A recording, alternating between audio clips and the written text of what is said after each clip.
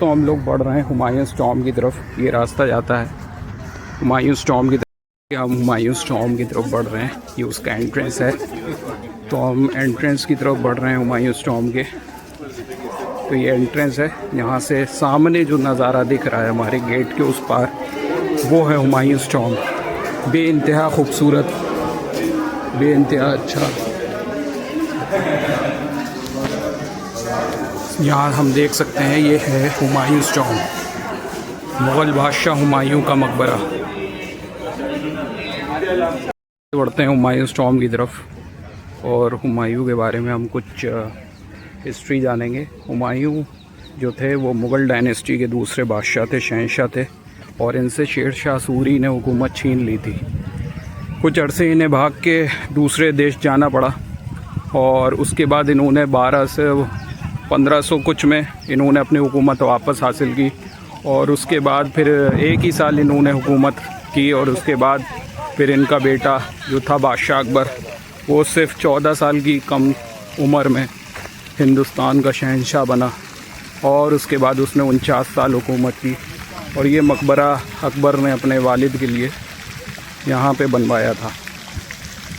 बेइंतहा खूबसूरत है, एकदम पर्शियन और उज़्बेक और इंडियन स्टाइल में बना हुआ उस टाइम का एक बेहद खूबसूरत मकबरा और एक बेहद खूबसूरत बिल्डिंग। चलिए ये है हुमायूंस टॉम। हम फाइनली अंदर आ गए।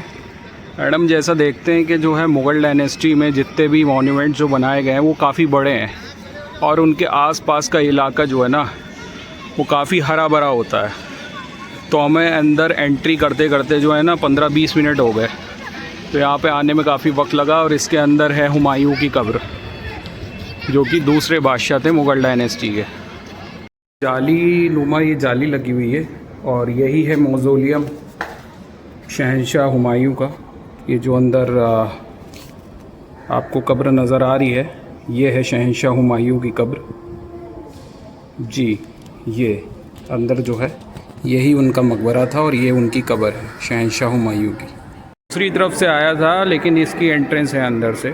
और दूसरी तरफ भी हमें कुछ मुग़ल आर्किटेक्ट्स भी मिलते हैं और कुछ मुग़ल ग्रेव्स इधर भी हैं। जब हम एंट्री करेंगे अंदर तो यहाँ कुछ मुग़ल ग्रेव्स भी हैं।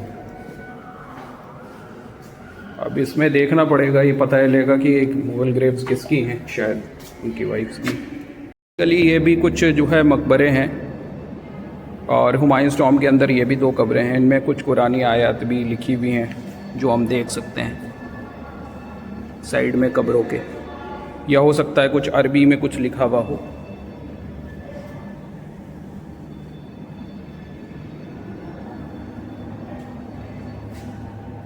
तो ये एक चीज़ तो हमें ये पता चलती है कि 15वीं सदी में मकबरे बनाने का वो था रिवाज। और मकबरे बनाना इस्लाम में नाजायज़ तो नहीं है,